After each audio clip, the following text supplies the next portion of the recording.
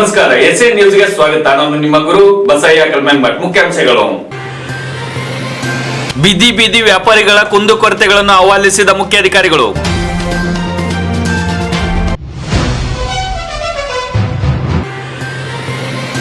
ಬಾಲಕಿಯರ ಸರ್ಕಾರಿ ಪ್ರಾಥಮಿಕ ಶಾಲೆಯಲ್ಲಿ ಸಾಂಸ್ಕೃತಿಕ ಕಾರ್ಯಕ್ರಮ.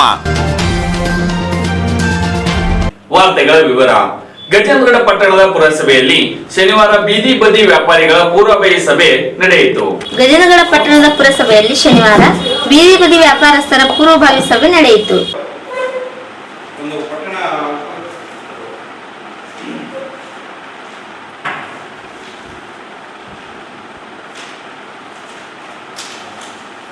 ನಗರದ ಬೀದಿ ವ್ಯಾಪಾರಿಗಳಿಗೆ ಬೆಂಬಲ ಒಪ್ಪುವ ಘಟಕದಲ್ಲಿ ಜಿಲ್ಲಾ ಆಹಾರ ಸುರಕ್ಷತೆಯ ಇಲಾಖೆಯ ನಿಯೋಜಿತ ಡಿಸ್ಟ್ರಿಕ್ಟ್ ಜಿಲ್ಲಾ ಆಹಾರ ಸುರಕ್ಷತೆ ಇಲಾಖೆಯ ನಿಯೋಜಿತ ಅಧಿಕಾರಿಗಳನ್ನು ಪಟ್ಟಣ ಮಾರ್ಗ ಸಮಿತಿಗೆ ಸದಸ್ಯರಾಗಿ ಮಾಡೋದು.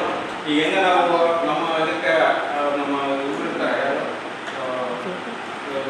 ಪೊಲೀಸ್ ಇಲಾಖೆಯವರು ಒಬ್ಬರು ಸದಸ್ಯರಿರ್ತಾರೆ, ನಮ್ಮ ಇಂಜಿನಿಯರು ಸದಸ್ಯರಿರ್ತಾರೆ, ಆಮೇಲೆ ನಮ್ಮ ಇವರು ಕ್ರಿಯಾರೋಗ್ಯ ವೀಕ್ಷಕರು ಅವರು ಒಬ್ಬರು ಸದಸ್ಯರು. ಹೀಗಾಗಿ ಇದು ಅದರ ಜೊತೆಗೆ ಈಗ ನಾವು ಫುಟ್ಪಾತ್ನಲ್ಲಿ ಫುಡ್ಡಿಯನ್ನು ನಾವು ಮಾರಾಟ ಮಾಡ್ತಾರಲ್ಲ, ಆ ಇದಕ್ಕೂ ಒಂದು ಸುರಕ್ಷತೆಗಾಗಿ ಒಬ್ಬರು ಅಧಿಕಾರಿಗಳು ಇರಬೇಕು ಅಂತಂದೇಳಿ ಸದಸ್ಯರನ್ನ ಇದು ಮಾಡ್ತಾರೆ.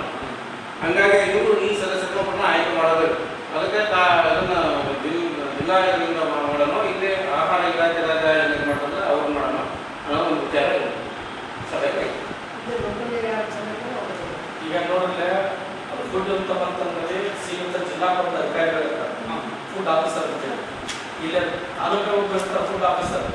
ಆದ್ರೆ ಆ ಫುಡ್ ಆಫೀಸರ್ ಒಳ್ಳೆ ರೇಷನ್ ಕಳ್ಸೋದು ಟಿಪ್ ಮಾಡೋದು ಅವರಲ್ಲಿರ್ತಾರೆ. ಆದ್ರೆ ಅದೇ ಜಿಲ್ಲಾದಾಗ ಏನೈತಂದ್ರೆ ಆಹಾರ ಹೆಂಗಿದೆ, ಎಷ್ಟು ಪಾಕೆಟ್ ಇದೆ, ಎಷ್ಟು ಚಲೋ ಇದೆ ಅಂತ ಅವರು ಟೆಸ್ಟ್ ನೋಡೋಂತ ಇರ್ತಾರೆ. ಈಗ ನಮಗೆ ಹತ್ತಿರ ಇರೋದಂತಂದ್ರೆ ತಾಲೂಕಿಗೆ ಸಿಗ್ತಾರೆ ಫುಡ್ ಆಫೀಸರ್, ಅವ್ರ ಕಳ್ಸೋದು ನಾವು ಕಳ್ಸೋದು. ಇಲ್ಲಿ ನಮಗೆ ಜಿಲ್ಲಾದಾಗ ಬೇಕಂತಂದ್ರೆ ಅವರು ನಿಮ್ಮ ಸಭೆಗೆ ಅಲಗ ಆಗ್ತಾರೆ. ನನ್ನ ವೈಯಕ್ತಿಕ ಯಾಕೆ ಜಿಲ್ಲಾ ಒಬ್ಬರೇ ಇರ್ತಾರಂದ್ರೆ ನಿಮ್ಮ ಮೀಟಿಂಗಿಗೆ ಅವ್ರು ಸಿಗೋದು ಕಷ್ಟ. ಆದರೆ ಇಬ್ಬರಿಗೆ ನಾವು ಲೆಟರ್ ಬರ್ತೀವಿ, ಅಟೆಂಡ್ ಇಬ್ಬರು ಅವ್ರಾದ್ರೆ ಅವರಾಗಲಿ ತಾಲೂಕು ಆಯ್ತು. ಜಿಲ್ಲಾದಲ್ಲಿ ನಾವು ಸೇರಿಸ್ಕೊಂಡು ಅವಕಾಶ ಮಾಡ್ತೀವಿ, ತಾಲೂಕಿನಲ್ಲಿ ಅವಕಾಶ ಆಯ್ತು. ಸಭೆ ಈ ಸಮಿತಿ ಸಂಬಂಧಪಟ್ಟಂತೆ ಎಲ್ಲ ಆಫೀಸರ್ಸ್ ನಮ್ಮ ಮುಖಾಂತರ ನಮ್ಗೆ ಕಳಿಸಿ ಅಚ್ಚುಕಟ್ಟೆ ಒಂದು ಮೀಟಿಂಗ್ ಮಾಡ್ಕೊಂಡು ನಮ್ಮ ಭಾಳದಿಂದ ಆಸೆ ಸರ್. Yes sir. ಈಗ ಒಮ್ಮೆ ನಾವು ನೋಡೇವಿ ಸರ್. ಈಗ ಇವಾಗ ಭಾಳ ಜನ ಈ ಸಮಿತಿ ಸಂಬಂಧಪಟ್ಟಂಥ ಆಫೀಸರ್ಸ್ ಆಗ್ತೀವಿ ಎಲ್ಲರೂ.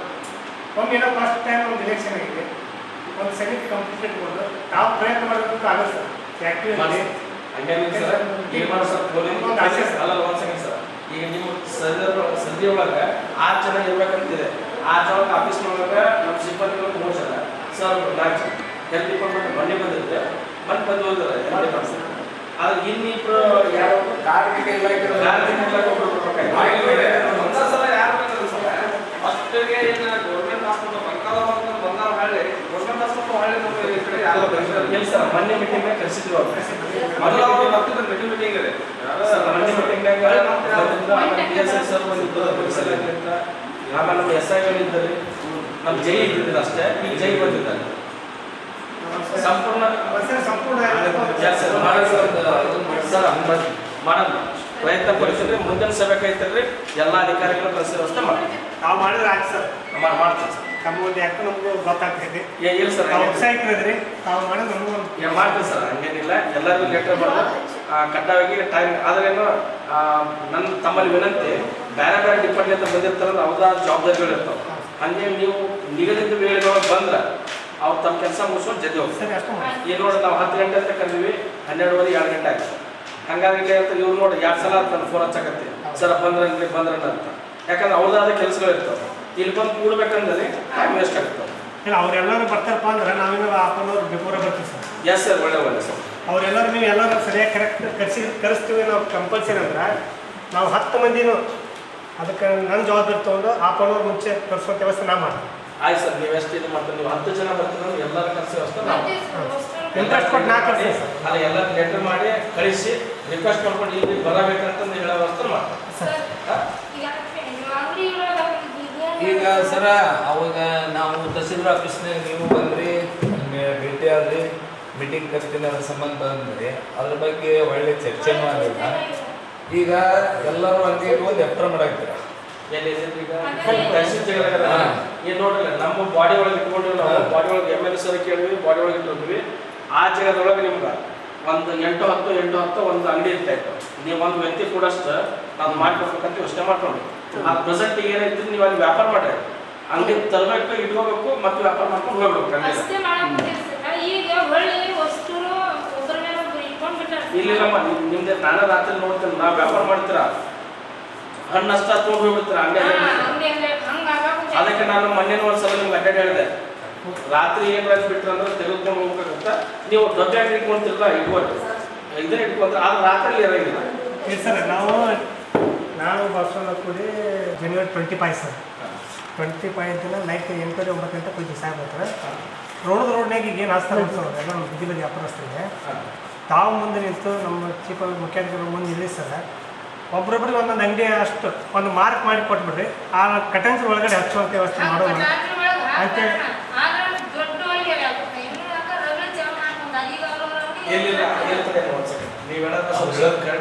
ಸರ್ ನಾ ಹೇಳ್ತೀವಿ ಅವ್ರ ಹತ್ರ ನಾವು ಮಾತಾಡೋ ಅಂದ್ರೆ ಏನೈತೆ ಸರ್, ಅಲ್ಲಿ ಒಂದು ಗಲಾಟೆನ ಇಡೀ ಊರಿಗೆ ಒಂದು ಸ್ವಲ್ಪ ಪ್ರಾಬ್ಲಮ್ ಆಗ್ಬಿಟ್ಟಿತ್ತು. ಆ ಥರ ನಮ್ಗೆ ಆಗ್ಬಾರ್ದೈತೆ ಸರ್.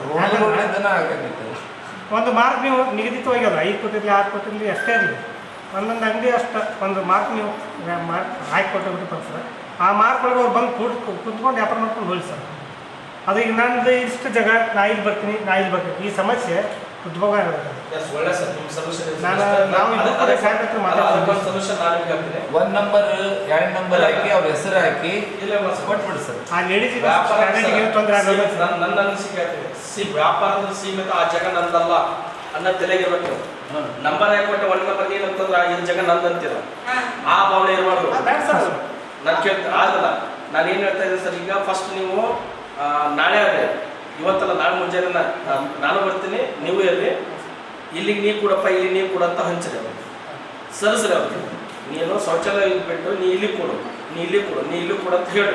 ನಿಮ್ಮ ಮಾತು ಕೇಳಿಲ್ಲ, ಅಲ್ಲಿ ನಾ ಎಂಟ್ರಿಫೇರ್ ಆತ ಏನು ಸವಲತ್ತು ಇದಾವಲ್ಲ ಇಲ್ಲಿ ಎಫ್ಸ ವ್ಯವಸ್ಥೆ ಸಾಹೇಬ್ ಜೋಡಿ ಮಾತಾಡ್ಕೊಂಡು ಎಫ್ಸ ವ್ಯವಸ್ಥೆನ ಮಾಡ್ತಾನೆ. ಅದು ಬಟ್ ನಂಬರ್ ಹಾಕಿ ಕೊಡ್ತೀನಿ ಅಂತಂದ್ರೆ 1ನೇ ನಂಬರ್ ನಂದು, ಈ ಜಾಗ ನಂದು, ಇದು ಬರ್ತೈತೆ. ಅವ ಇನ್ನೊಬ್ಬ ವ್ಯಾಪಾರ ಮಾಡಕ್ಕೆ ಅಲ್ಲಿ ಹೆದರ್ತಾನ. ಆ ಮಾರ್ಕರ್ ಮಾಡಿ ಕೊಡ್ರಿ ಸರ್. ನಾನು ಅದೇ ಹೇಳ್ತೀನಿ, ಹೌದಲ್ರಿ?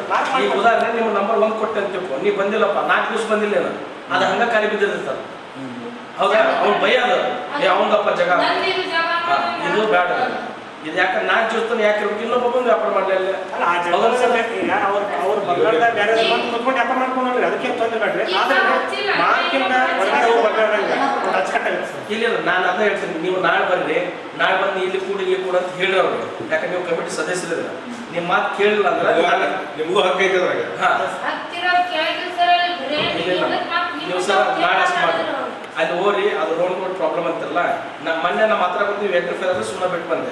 ಈಗ ನಾಳೆ ನೀವು ಹೋಗ್ರಿ, ನಿಮ್ಮ ಮಾತು ಕೇಳಿಲ್ಲ ಅಂತಂದ್ರೆ ನಾನು ಎಂಟ್ರಿಫೇರ್ ಆಗಿ ನೀವು ಹೇಳ್ದಂಗೆ ಇಲ್ಲಿ ಸರಳ ನೀವು ಕೊಡ್ಬೇಕು. ಇಲ್ಲಿ ನಾವು ಇವತ್ತು ಎಣ್ಣಿಗೆ ಹೋಗ್ತೀವಿ, ಅವರು ನಾಳೆ ಮಾರ್ನಿಂಗ್ ಅವ್ರು ಯಾವತ್ತು ಬರ್ತಾರೆ ದೇವಸ್ಥಾನ ಬರ್ತಾವೆ ಸರ್. ನಾವು ಎಣ್ಣಿಗೆ ಹೋಗ್ತೀವಿ, ನಾವು 3 ಜನ ಕೂತ್ಕೊಂಡು ಅವ್ರನ್ನ ಕರ್ಕೊಂಡು ಹೋಗ್ತೀವಿ, ಅವ್ರು ಅಡ್ಡಿರ್ತಾರೆ ಸರ್. ಅವ್ರಿಗೆ ಇವತ್ತು ನಾವು ಹೇಳ್ಬರ್ತೀವಿ ಸರ್, ನಿಮಗೆ ಒಂದು ಅಂಗಡಿ ಮಾರ್ಕ್ ಮಾಡಿ ಕೊಡ್ತಾರೆ, ಆ ಮಾರ್ಕ್ ಬಗ್ಗೆ ಅಂಗಡಿ ಹಚ್ಕೋಬೇಕು. ಇನ್ನೊಬ್ಬರ ಪಕ್ಕದಾಗ ಕೂತು ಜಗಳ ಮಾಡಬಾರ್ದು. ನೀವು ಜಗಳ ಮಾಡಿದ್ರಪ್ಪ ಅಂದ್ರೆ ಅದು ಜವಾಬ್ದಾರಿ ನೀವೇ. ಅದು ಸಂಬಂಧಪಟ್ಟಂತ ಇಲಾಖೆಗಳನ್ನ ಅವ್ರು ಏನು ಮಾಡ್ತಾರೆ, ನಿಮ್ಮ ಜವಾಬ್ದಾರಿ. ಅಲ್ಲಿ ಹಂಗೇನಿತ್ತಂದ್ರೆ ಅಲ್ಲಿ KK ಸರ್ಕಲ್ ಸಿಬ್ಬಂದಿ ಇರ್ತಾರೆ, ಅದು ಇವತ್ತು ನಾವು ಸಾಯಂಕಾಲ ಸರ್ ನಾವು ಪಾರ್ವತರ ಇನ್ನೊಂದು ತಮ್ಮ ರಿಕ್ವೆಸ್ಟ್, ಅಲ್ಲಿ ನಾವು ದಿನಂಪ್ರತಿ ಬಂದು ಇರಕ್ಕೆ ಆಗಂಗಿಲ್ಲ. ನೀವು ವ್ಯಾಪಾರ ಮಾಡಿದ್ರೆ ಅಡ್ಜಸ್ಟ್ ಮಾಡ್ಕೊಂಡು ಹೋಗಿ ಸರ್. ಈಗ ಅಡ್ಜಸ್ಟ್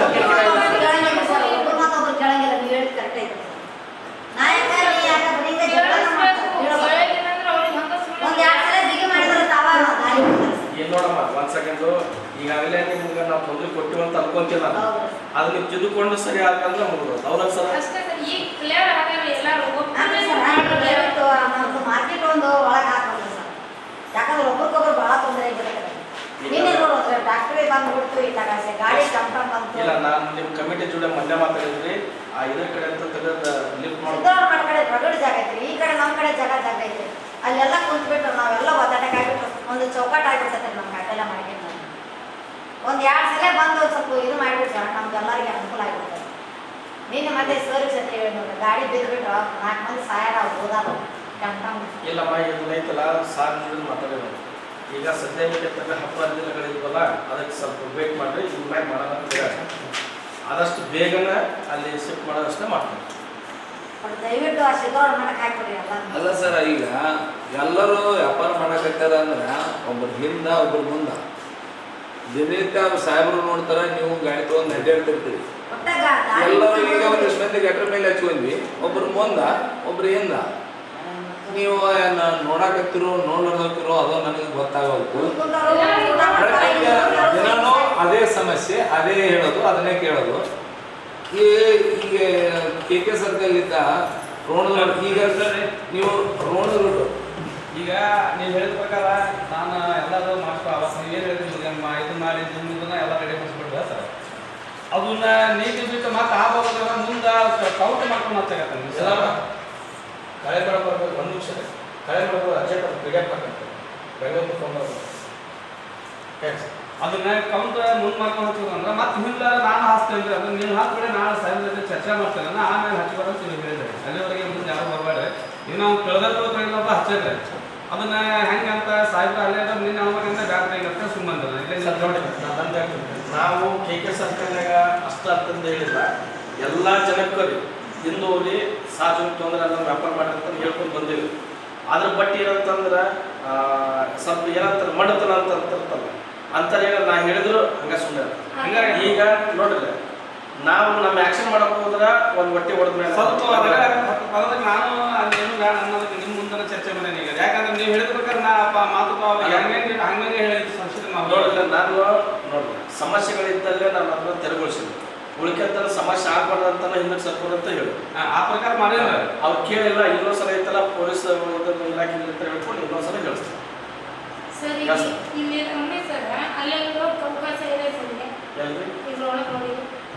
ನೋಡಮ್ಮ ನೀವು ವ್ಯಾಪಾರ ಮಾಡ್ಕೊಂಡು ಗಾಡಿ ತಗೊಂಡು ಹೋಗಿ ಅಲ್ಲ ನೀವು ತಗೊಂಡು ಹೋಗ್ತೀರಂದ್ರೆ ಅವಕಾಶ ಬಿಟ್ಟು ವ್ಯಾಪಾರ ಮಾಡ್ರಿ. ನಾನು ಈಗ ಹೆಂಗಂದ್ರ ಈಗ ಅಲ್ಲಿ ಮಂದಿ ಎಲ್ಲ ಏನಂತಾರ ನಾವ್ ಇಷ್ಟ ಇರೋದೆಲ್ಲ ನೋಡಮ್ಮ ಅವ್ರು ಏನ್ ಹೇಳ್ತಾರ, ಡೈಲಿ ವ್ಯಾಪಾರ ಮಾಡಬೇಕು, ವ್ಯಾಪಾರ ಮಾಡ್ರಿ. ಗಜೇಂದ್ರಗಡ ಪುರಸಭೆ ಕಾರ್ಯಾಲಯ ವತಿಯಿಂದ ನಮ್ಮ ಪಟ್ಟಣ ವ್ಯಾಪಾರ ಸಮಿತಿ ಕುಂದುಕೊರತೆ ಸಭೆಯನ್ನು ಇಂದು ಬಸವರಾಜ್ ಬೆಳಗಾನೂರು ಸರ್ ಅವರ ಅಧ್ಯಕ್ಷತೆಯಲ್ಲಿ ಮತ್ತು ಮಲ್ಲಿಕಾರ್ಜುನ್ ಗೌಡರ್ ಮತ್ತು ರಾಠೋಡ್ ASI ಸರ್ ಮತ್ತು ಪುರಸಭೆಯ ಸಿಬ್ಬಂದಿ ವರ್ಗದವರು, ಉಮಾ ಮೇಡಮ್ ಅವರು, ಸುಕನ್ಯಾ ಅವರು ಮತ್ತು ನಮ್ಮ ರಾಜು ಮಾಂಡ್ರೆ ಆಗಿರ್ಬೋದು, ಹುಲ್ಲಪ್ಪ ತಳವಾರ್, ಪಾರ್ವತಿ ರಾಠೋಡ್, ಎಲ್ಪೋ ಅವರು ಮತ್ತು ನಾನು ಚೌಡಮ್ಮ ಎಲ್ಪೋ ಅವರು, ನಾನು ಭಾಷೆ ಕರ್ನಾಟಕ ಅವರು ಇವತ್ತಿನ ಸಭೆಯಲ್ಲಿ ಏನು ಚರ್ಚೆ ಆಗಿದ್ದಾವೆ. ಬೀದಿ ಬೀದಿ ವ್ಯಾಪಾರಿಗಳ ಕುಂದುಕೊರತೆ ಸಭೆಯಲ್ಲಿ ಹಲವಾರು ವಿಷಯಗಳು ಚರ್ಚೆ ಆದವು. ವೆಂಡಿಂಗ್ ಜೂನ್ ಮಾಡೋದಾಗಿರ್ಬೋದು ಮತ್ತು ಇದೇನು ಬೀದಿ ಬೀದಿ ವ್ಯಾಪಾರಿಗಳ ಸರ್ವೆಯನ್ನು ಮಾಡ್ತಾ ಇದ್ದಾರೆ, ಅದು ಎಲ್ಲವನ್ನು ಮಾಡಬೇಕಂತೇಳಿ ಕೇಳ್ಕೊಂಡಾಗ ಎಲ್ಲವನ್ನು ಮಾಡೋಣ ಅಂತೇಳಿ ಪುರಸಭೆ ಮುಖ್ಯಾಧಿಕಾರಿಗಳು ನಮಗೆ ಸ್ಪಂದನೆ ಭರವಸೆಯನ್ನು ಕೊಟ್ಟಿದ್ದಾರೆ. ಮತ್ತು ನಾವು ಮಾಡುವಂಥ ಜಾಗ ಮತ್ತು ಲೈನ್ ಪ್ರಕಾರವಾಗಿ ಎಲ್ಲರೂ ವ್ಯಾಪಾರ ಮಾಡಿ, ನೀವು ಕರೆಕ್ಟಾಗಿ ವ್ಯಾಪಾರ ಲೈನ್ನಲ್ಲಿ ಒಳಗಡೆ ಕೂತು ಗಟರ್ ಮೇಲೆ ಕೂತು ವ್ಯಾಪಾರ ಮಾಡಿದ್ರೆ ನಮ್ದು ಏನೂ ತೊಂದರೆ ಇಲ್ಲ. ಆದರೆ ಯಾವುದೇ ರೀತಿ ಸಾರ್ವಜನಿಕರಿಗೆ ತೊಂದರೆ ಆಗಲಾರ್ದಂಗೆ ನೀವು ವ್ಯಾಪಾರ ಮಾಡಿಕೊಳ್ಳಿ. ಮತ್ತು ನಿಮಗೆ ಶೌಚಾಲಯವನ್ನು ವ್ಯವಸ್ಥೆಯನ್ನು ಮಾಡ್ತಾರೆ ಅಂತ ಹೇಳಿದ್ದಾರೆ, ಅದು ಒಂದು ಕೆಲಸ ಆಗಬೇಕಾಗಿದೆ. ಮತ್ತು ದಿನನಿತ್ಯವೂ ಬರುವಂಥ ಸಾರ್ವಜನಿಕರು ಬೀದಿ ಬೀದಿ ವ್ಯಾಪಾರಿಗಳ ಮತ್ತು ಆಗಿರ್ಬೋದು, ಸಾರ್ವಜನಿಕರಾಗಿರ್ಬೋದು, ಮಂಗಳವಾರ ದಿವಸ ಏನಿದ್ದಲ್ಲ ಅಚ್ಚುಕಟ್ಟಾಗಿ ತಮ್ಮ ತಮ್ಮ ಜಾಗದಲ್ಲಿ ನಿಂತು ಲೈನ್ ಒಳಗೆ ನಿಂತು ವ್ಯಾಪಾರ ಮಾಡಿದರೆ ನನಗೇನು ತೊಂದರೆ ಇಲ್ಲಪ್ಪ ಅಂದರೆ ಅವ್ರನ್ನ ಮತ್ತು ನಾವು ಪುರಸಭೆಯಿಂದ ಅವರಿಗೆ ವಾರ್ನಿಂಗ್ ಕೊಟ್ಟು ಇದನ್ನು ಮಾಡ್ತೀವಿ ಅಂತ ಹೇಳಿದ್ದಾರೆ. ಅದಕ್ಕೆ ನಾವು ಅವರಿಗೆ ಅವಕಾಶ ಕೊಡದೆ ನಮ್ಮ ಜಾಗದಲ್ಲಿ ನಿಂತ್ಕೊಂಡು ನಾವು ಇನ್ನೊಬ್ಬರಿಗೆ ತೊಂದರೆ ಕೊಡಲಾರ್ದಂಗೆ ವ್ಯಾಪಾರ ಮಾಡ್ಕೊತ ಹೋಗೋಣ ಅಂತ ಹೇಳಿದ್ದಾರೆ. ಮತ್ತು 5ನೇ ತಾರೀಕಿನಂದು ಸಂವಿಧಾನ ಜಾಥಾ ಅಂದರೆ ಸಂವಿಧಾನ ಶಿಲ್ಪಿ ಬಾಬಾ ಸಾಹೇಬ್ ಅಂಬೇಡ್ಕರ್ ಅವ್ರದ ರಥಯಾತ್ರೆ ಬರ್ತಾ ಇದೆ. ಅದಕ್ಕೋಸ್ಕರ ಅಂದಿನ ದಿನ ಎಲ್ಲ ಬೀದಿ ವ್ಯಾಪಾರಿಗಳು ಬೆಳಗ್ಗೆ 9 ಗಂಟೆಗೆ KK ಸರ್ಕಲ್ನಲ್ಲಿ ಕೂಡಿ ಅವರಿಗೆ ಹೂವಿನ ಸ್ವಾಗತವನ್ನು ಕೋರಬೇಕಂತೇಳಿ ನಮ್ಮ ಪಟ್ಟಣ ವ್ಯಾಪಾರ ಸಮಿತಿಯಿಂದ ಎಲ್ಲ ಬೀದಿ ವ್ಯಾಪಾರಿಗಳಿಗೆ ಈ ಮೂಲಕ ತಿಳಿಸ್ತಾ ಇದ್ದೀನಿ. ಗಜಂಗಡ ಪುರಸಭೆಯ ಬೀದಿ ವ್ಯಾಪಾರ ಸಂಘದ ಸಭೆಯನ್ನು ಪೂರ್ವಭಾವಿ ಸಭೆ ಕರೆಯಲಾಗಿದ್ದು, ಸಭೆಯಲ್ಲಿ ಚರ್ಚಿಸಿದ ವಿಷಯ ಏನಂತಂದರೆ ಬೀದಿ ವ್ಯಾಪಾರದ ಕುಂದುಕೊರತೆಗಳ ಬಗ್ಗೆ ಸಭೆ ಕರೆದಿದ್ದು, ಅವರ ಸಭೆಗಳಲ್ಲಿ ವಿಚಾರದಲ್ಲಿ ಅವರ ಸಮಸ್ಯೆಗಳನ್ನು ಹೇಳಿದ್ದಾರೆ. ಅದು ಪರಿಹಾರ ಕೈಗೊಳ್ತೀವಿ ಅಂತ ಈ ಮುಖಾಂತರ ಚಂದ್ರಗಡ ಪುರಸಭೆಯ ಪಟ್ಟಣ ಮಾಡಲ್ ಸಮಿತಿ ಸಭೆಯನ್ನು ನಾವು ಈ ದಿನ 3/2/2024 ನಾವು ಕರೆದಿದ್ವಿ. ಈ ಸಭೆಯಲ್ಲಿ ನಾವು ಮಾನ್ಯ ಜಿಲ್ಲಾಧಿಕಾರಿಗಳ ಆದೇಶದಂತೆ ಕುಂದುಕೊರತೆ ನಿವಾರಣಾ ಸಮಿತಿ ಸಭೆ ಒಂದು ರಚನೆ ಮಾಡಬೇಕಾಗಿತ್ತು. ಹಾಗೆ ಮೇಲ್ಮನೆ ಪ್ರಾಧಿಕಾರದ ಒಂದು ಸಮಿತಿ ರಚನೆ ಮಾಡಬೇಕಾಗಿತ್ತು. ಆಮೇಲೆ ಜಿಲ್ಲಾ ಆಹಾರ ಸುರಕ್ಷತಾ ಇದರಿಂದ ಇವ್ರನ್ನ ಒಬ್ಬ ಅಧಿಕಾರಿಯನ್ನು ಇಲ್ಲಿ ನಾಮನಿರ್ದೇಶನವಾಗಿ ಸದಸ್ಯರನ್ನಾಗಿ ಆಯ್ಕೆ ಮಾಡಬೇಕಂತಂದೇಳಿ ಈ ಒಂದು ವಿಷಯಗಳನ್ನು ಒಳಗೊಂಡಂತೆ ಒಂದು ಸಭೆಯನ್ನು ಕರೆದಿದ್ವಿ. ಈ ಸಭೆಯಲ್ಲಿ ಎಲ್ಲ ನಮ್ಮ TVC ಕಮಿಟಿ ಸದಸ್ಯರೆಲ್ಲ ಬಂದು ಭಾಗವಹಿಸಿ ಅವರವರ ಅಭಿಪ್ರಾಯಗಳನ್ನು ತಿಳಿಸಿರ್ತಾರೆ. ಹಾಗೂ ಈ ಒಂದು ದಿನಾಂಕ 5ನೇ ತಾರೀಕಿಗೆ ಈ ಒಂದು ಸಂವಿಧಾನ ಜಾಥಾ ಬರ್ತಾ ಇದೆ.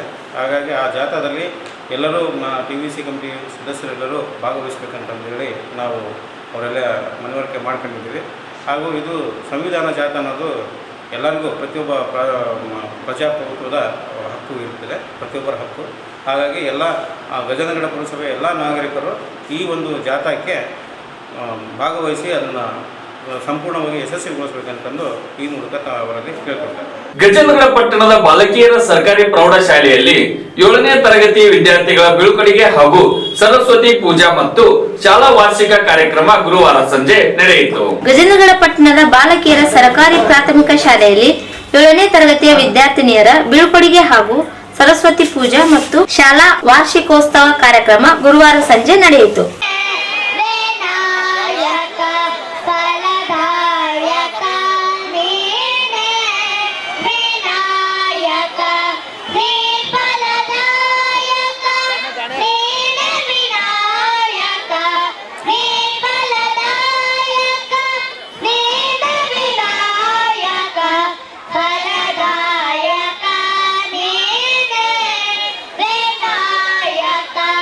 ಫಲದಾಯಕ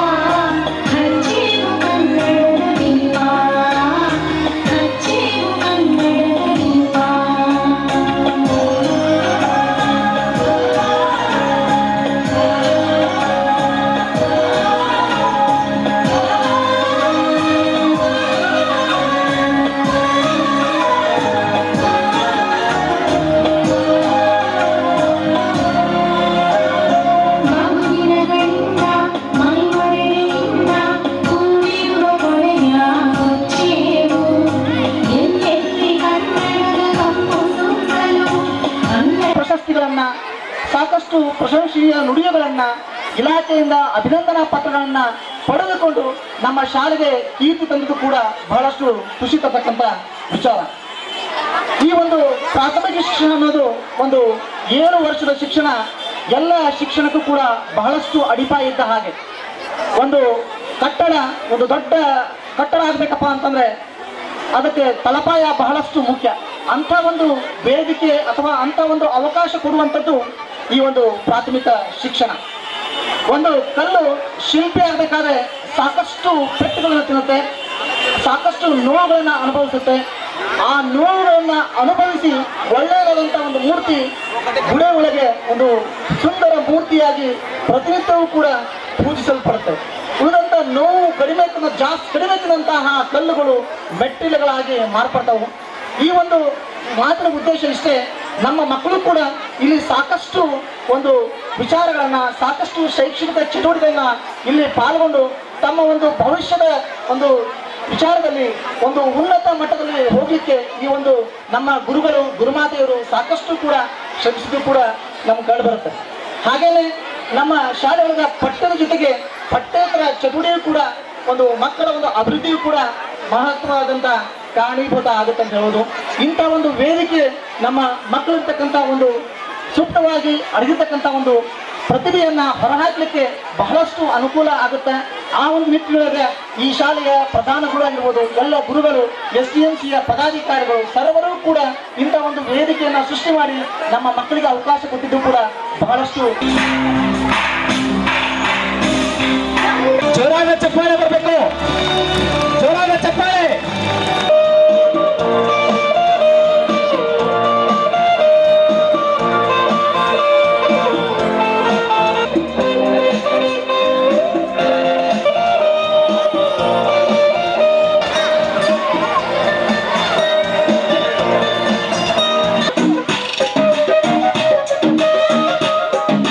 ಹಲವಾರು ಶಿಕ್ಷಣ ಸಂಸ್ಥೆಗಳು ತಿಳಿಯುತ್ತಿವೆ.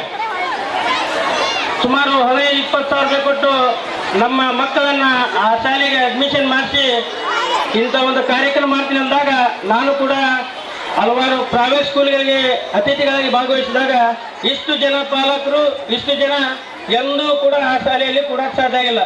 ಯಾಕಂದರೆ ಈ ಕನ್ನಡ ಶಾಲೆ ಆ ಎಲ್ಲ ಪ್ರೈವೇಟ್ ಸ್ಕೂಲ್ಗಳಿಗೆ ಎದೆ ಕೊಟ್ಟು ಇವತ್ತು 130ಕ್ಕೂ ಅಧಿಕ ವರ್ಷಗಳ ಕಾಲ ಗಜನಗರದಲ್ಲಿ ತನ್ನ ಹೆಸರನ್ನು ಉಳಿಸ್ಕೊಂಡ್ಬಿಟ್ಟಿದೆ. ಅಂದರೆ ಇಲ್ಲಿ ಕುಂತಂತ ಎಲ್ಲ ನನ್ನ ಶಿಕ್ಷಕ ಬಂಧುಗಳಿಗೆ ಕೋಟಿ ಕೋಟಿ ಅಭಿನಂದನೆ ಸಲ್ಲಿಸ್ತೇನೆ. ಯಾಕೆ ಕನ್ನಡ ಶಾಲೆ ಇವತ್ತು ಕರ್ನಾಟಕದಲ್ಲಿ ನಡ್ಸ್ಕೊಂಡು ಆಗುವಂಥ ಸ್ಥಿತಿಯಲ್ಲಿ ಮುಚ್ಚುತ್ತಾ ಇದ್ದವು. ಆದರೆ ನಮಗೊಂದು ಗಜನಗರದಾಗ 2 ಹೆಮ್ಮೆ ಅದು.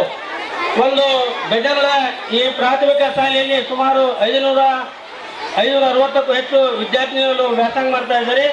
ಅದೇ ರೀತಿಯಾಗಿ ಇನ್ನೊಂದು ನಮ್ಮ ಪುರಸಭೆ ಮುಂಭಾಗದಲ್ಲಿರುವಂಥ ಸರ್ಕಾರಿ ಬಾಲಕಿಯರ ಪ್ರೌಢಶಾಲೆ, ಅಲ್ಲಿಯೂ ಕೂಡ ಸುಮಾರು 560ಕ್ಕೂ ಹೆಚ್ಚು ವಿದ್ಯಾರ್ಥಿಗಳು ವ್ಯಾಸಂಗ ಮಾಡಕ್ಕಂತಾರೆ. ಏನು ಒಂದು ಕಾರಣ ಅಂದ್ರೆ ಎಲ್ಲ ಶಾಲೆ ಕನ್ನಡ ಶಾಲೆ ಮುಟ್ಟುವಂಥ ಸ್ಥಿತಿಯಾಗಿದ್ದಾಗ ಈ ಹೆಣ್ಣು ಮಕ್ಕಳ ಬಾಲಿಕೆಯರ ಶಾಲೆ ತಮ್ಮ ವೈಭವವನ್ನು ಇನ್ನು ಹೆಚ್ಚಿಗೆ ಮಾಡ್ಕೊಂಡು ಹೋಗ್ತಾವಂದ್ರೆ ಇಲ್ಲಿರುವಂಥ ಶಿಕ್ಷಕರು ಹಾಗೂ SDMC ಸದಸ್ಯರ ಶ್ರಮ ಬಹಳಷ್ಟಿದೆ. ದಯವಿಟ್ಟು ಪಾಲಕರು ಏನು ವರ್ಷದಲ್ಲಿ 3 ಪಾಲಕರ ಸಭೆಯನ್ನು ನಮ್ಮ SDMC ಅಧ್ಯಕ್ಷರು ಬಹಳ ಮನಸ್ಸಿನ ಹಾಕೊಂಡು ಈ ಕಾರ್ಯಕ್ರಮ ಮಾಡ್ಯಾರ. ಅದರ ಅನಿವಾರ್ಯ ಕಾರಣದಿಂದ ನಾನು ಕೂಡ ಈ ಕಾರ್ಯಕ್ರಮ ಲೇಟ್ ಬಂದೀನಿ. ಎಲ್ಲ ವೇದಿಕೆ ಬಂದಿದ್ದ ಎಲ್ಲ ಅತಿಥಿ ಮೋದಿಯವರು ನನ್ನನ್ನು ಕ್ಷಮೆ ಇರಬೇಕಂತ ಕೇಳ್ಕೊಂಡು ಏನೋ ಒಂದು SDMC ಸಭೆ ಮಾಡಿದಾಗ ಇವತ್ತೇನು ಎಲ್ಲ ಪಾಲಕರು ಬಂದಿರಿ, ಇದರಲ್ಲಿ ಅದಾದರೂ ಕೂಡ ಈ ಶಾಲೆ ಅಭಿವೃದ್ಧಿ ಬಗ್ಗೆ ಚರ್ಚೆ ಮಾಡುವಾಗ ತಾವು ಕೂಡ ಬನ್ನಿ. ಈ ಕಾರ್ಯಕ್ರಮದಲ್ಲಿ ಕೆಲವೊಂದು ವಿಶೇಷಗಳನ್ನು ನಾವು ನೋಡಿದ್ರಿ. ಜಿಲ್ಲಾ ಮಟ್ಟದಲ್ಲಿ ನಮ್ಮ ಶಾಲೆಯ ವಿದ್ಯಾರ್ಥಿನಿಗಳು ಭಾಗವಹಿಸಿ ಅಲ್ಲಿ ಪ್ರಶಸ್ತಿ ಪಡೆದಾರಂದ್ರೆ ಇಲ್ಲಿರುವಂಥ ನಮ್ಮ ದೈಹಿಕ ಶಿಕ್ಷಕರ ಶ್ರಮ ಕೂಡ ಬಹಳಷ್ಟಿದೆ. ಈ ಶಾಲೆಯ ಅಭಿವೃದ್ಧಿಗೆ ತಾವು ಏನು ಸಹಾಯ ಸಹಕಾರ ಮಾಡಿದ್ರೆ ಇನ್ನೂ ಹೆಚ್ಚಿನ ರೀತಿಯಲ್ಲಿ ಈ ಶಾಲೆ ಅಭಿವೃದ್ಧಿ ಹೊಂದಕ್ಕೆ ಸಾಧ್ಯ ಐತೆ. ನನಗೂ ಕೂಡ ಈ ವೇದಿಕೆಯಲ್ಲಿ ಭಾಗವಹಿಸುವ ಅವಕಾಶ ಮಾಡಿಕೊಟ್ಟಂತ ಯಾವತ್ತು ನಮ್ಮ ಶಾಲೆಯ ಸಿಬ್ಬಂದಿ ವರ್ಗಕ್ಕೂ ಈ SDMC ಅಧ್ಯಕ್ಷರಿಗೂ ಸರ್ವ ಸದಸ್ಯರಿಗೂ ವೇದಿಕೆ ಮೇಲಿರುವಂಥ ಎಲ್ಲ ಅತಿಥಿ ಮಹೋದರಿಗೆ ಅಭಿನಂದನೆ ಸಲ್ಲಿಸಿ ಇತಿಹಾಸವನ್ನು ಹೊಂದಿರತಕ್ಕಂಥ ಈ ಶಾಲೆ ಇವತ್ತು 500ಕ್ಕಿಂತ ಹೆಚ್ಚು ವಿದ್ಯಾರ್ಥಿಗಳನ್ನು ಹೊಂದಿ ಈ ಗದಗ ಜಿಲ್ಲೆಯಲ್ಲಿ ಉತ್ತಮ ಸ್ಥಾನವನ್ನು ನೀಡತಕ್ಕಂಥದ್ದು ಬಹಳ ಹೆಮ್ಮೆಯ ಸಂಗತಿ. ಎಲ್ಲ ಕನ್ನಡ ಶಾಲೆಗಳು ಸಂಖ್ಯೆ ಕಡಿಮೆಯಾಗಿ ಮುಚ್ಚುವ ಸ್ಥಿತಿಯಲ್ಲಿದ್ದರೆ ಈ ನಮ್ಮ ಬಾಲಕಿಯರ ಶಾಲೆ ಅತಿ ಹೆಚ್ಚು ಜನಸಂಖ್ಯೆಯನ್ನು ಹೊಂದಿರತಕ್ಕಂಥ ಇಲ್ಲಿರ್ತಕ್ಕಂಥ ಎಲ್ಲ ಸಿಬ್ಬಂದಿ ವರ್ಗವೇ ಕಾರಣ.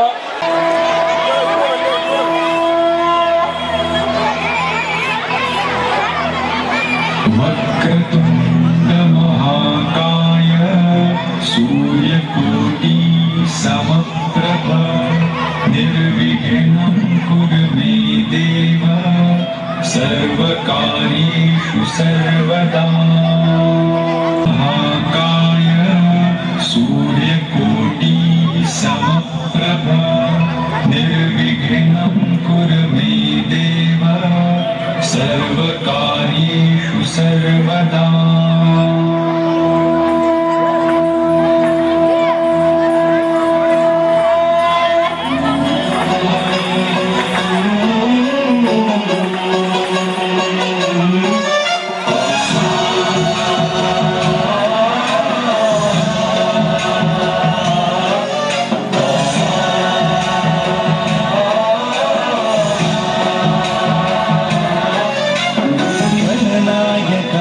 गणदैवताय गणाध्यक्षाय धीमहि गुणशरीराय गुणमण्डिताय गुणेशानाय धीमहि गुणातीताय गुणाधीशाय गुणप्रविष्टाय धीमहि एकदन्ताय वक्रतुण्डाय गौरीतनयाय धीमहि गजेशानाय भालचन्द्राय श्रीगणेशाय धीमहि. एकदन्ताय वक्रतुण्डाय गौरीतनयाय धीमहि गजेशानाय भालचन्द्राय श्रीगणेशाय धीमहि. गानचतुराय गानप्राणाय गानान्तरात्मने गानोत्सुकाय गानमत्ताय गानोत्सुकमनसे गुरुपूजिताय गुरुदैवताय गुरुकुलस्थायिने गुरुविक्रमाय गुह्यप्रवराय गुरवे गुणगुरवे गुरुदैत्यकलक्षेत्रे गुरुधर्मसदाराध्याय गुरुपुत्र परित्रात्रे गुरुकुलखण्डखण्डकाय गीतसाराय गीततत्त्वाय गीतगोत्राय धीमहि गूढभूताय गन्धमत्ताय जयप्रदाय धीमहि गुणातीताय गुणाधीशाय गुणप्रविष्टाय धीमहि सर्वराजाय गन्धाय सर्वगानश्रवणप्रणयिने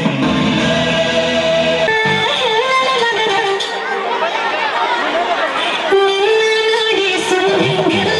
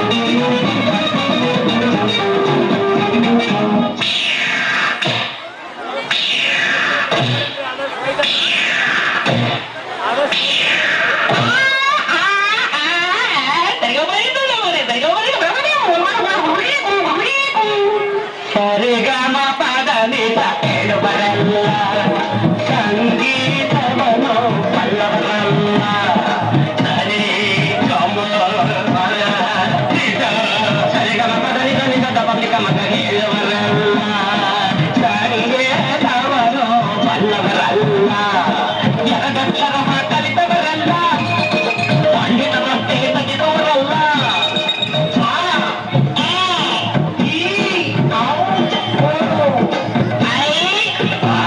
ಮಣ್ಣಿದು ಚಿಂತಿಸು ವಂದಿಸು ಪೂಜಿಸು ಪೂಜಿಸು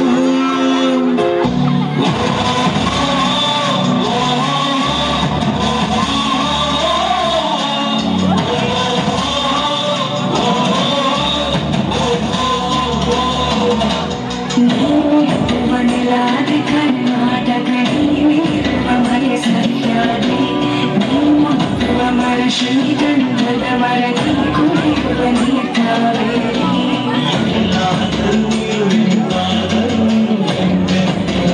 ಕನ್ನಡ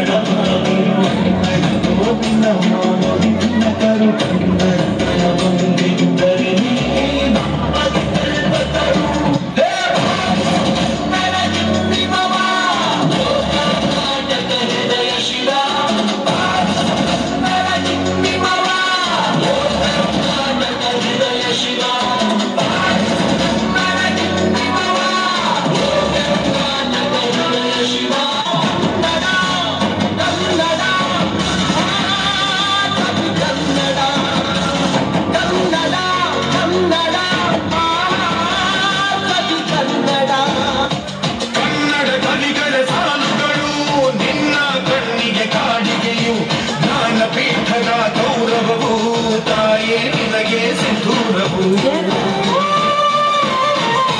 ಜನಪದ ಕಲೆಗಳ ಸಿಂಚನವೇ ಕನ್ನಡಾಂಬೆಯ ಕೈಬಳೆಯು ಮನುಕುಲ ಮೆಚ್ಚುವ ನಾಟ್ಯ ಕಲೆ ಅವಳ ಕಾಲ್ಗಳಿಗಂದೆಯು ಅಳಿದರೂ ಕನ್ನಡ ಉಳಿದರೂ ಕನ್ನಡ ಜೊತೆಗೇ ಸೇರುನಿ ಅರಿವುದು ಕನ್ನಡ ಬೆಳೆವುದು ಕನ್ನಡ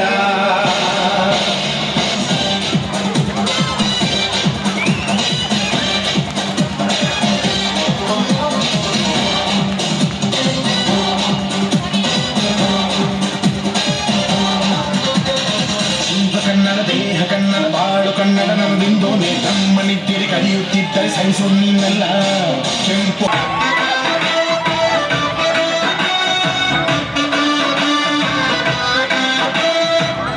ಖುಷಿ ಮರ್ದ ನಂಗೆ ನನ್ನ ಹೆಂಡಿದ್ದಂಡ್ರೆ ಒಂದು ಚೂರು ಬೈಯುವುದಿಲ್ಲ ರಾತ್ರಿ ಕುಡ್ಕೊಂಡು ಬಂದ್ರೆ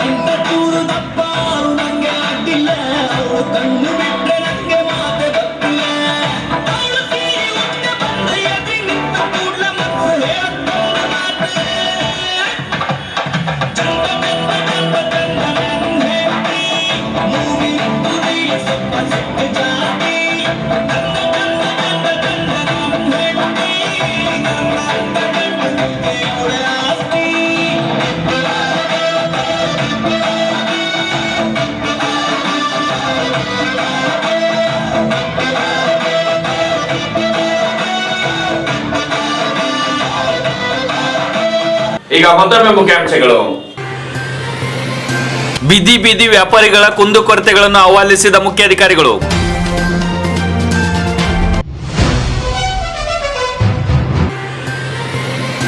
ಬಾಲಕಿಯರ ಸರ್ಕಾರಿ ಪ್ರಾಥಮಿಕ ಶಾಲೆಯಲ್ಲಿ ಸಾಂಸ್ಕೃತಿಕ ಕಾರ್ಯಕ್ರಮ. ಇವು ಇಷ್ಟಿನ ಸುದ್ದಿಗಳು. ವಾರ್ತೆಗಾಗಿ ವೀಕ್ಷಿಸಿ ಎಸ್ಎ ನ್ಯೂಸ್. ವಂದನೆಗಳು.